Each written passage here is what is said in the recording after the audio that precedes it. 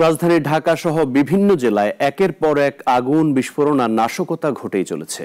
মিরপুরের বেড়িবাঁধ এলাকায় বাসে আগুন দিতে গিয়ে নদীতে ঝাঁপিয়ে এক তরুণের প্রাণ গেছে। মানিকগঞ্জে মধ্যরাতে স্কুল বাসে আগুনে মারা গেছেন ঘুমন্ত চালক। এদিকে আশুলিয়ায় পিকআপ ভ্যানে আগুন দেয় দুর্বৃত্তরা। আর ফরিদপুরে উদ্ধার হয়েছে ৩২ বোতল পেট্রোল বোমা।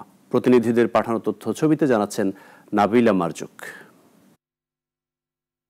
গেল রাতেও নাশকতার ধারাবাহিক ঘটনায় অস্থির হয়ে উঠেছে বিভিন্ন এলাকা। মিরপুর বাসে আগুন দিতে গিয়ে ধাওয়া খেয়ে তুরাগ নদে ঝাঁপ দেন ২২ বছরের সায়াফ। পরে পানিতে ডুবে তার মৃত্যু হয়। পুলিশ বলছে, রাতে উত্তর নবাবের বাগ এলাকায় থেমে থাকা একটি বাসে কয়েক তরুণ কেরোসিন ঢেলে আগুন ধরিয়ে ভিডিও করছিলেন। পরে এলাকাবাসী ধাওয়া দিলে এই ঘটনা ঘটে। এর কয়েক ঘন্টা আগে মানিকগঞ্জের শিবালয় স্কুল বাসে আগুন ধরিয়ে দেয় দুর্বৃত্তরা। ঘুমন্ত অবস্থায় থাকা চালক তাবেজ খান দগ্ধ হন গুরুতরভাবে।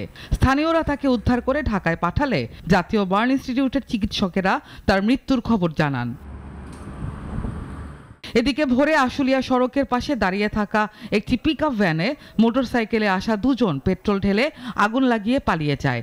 এই ঘটনায় কেউই হতাহত হননি। ফায়ার সার্ভিস আসার আগেই স্থানীয়রা আগুন নিভিয়ে ফেলে।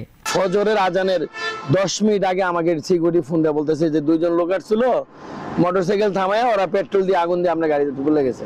আমি সাথে সাথে খবর পেয়ে তাৎক্ষণিক আইসা দেখি তো এই অবস্থা।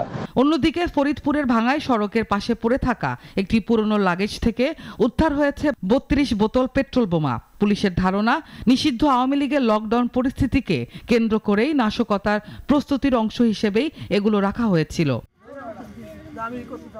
নাবিলা মারজুক, নাগরিক।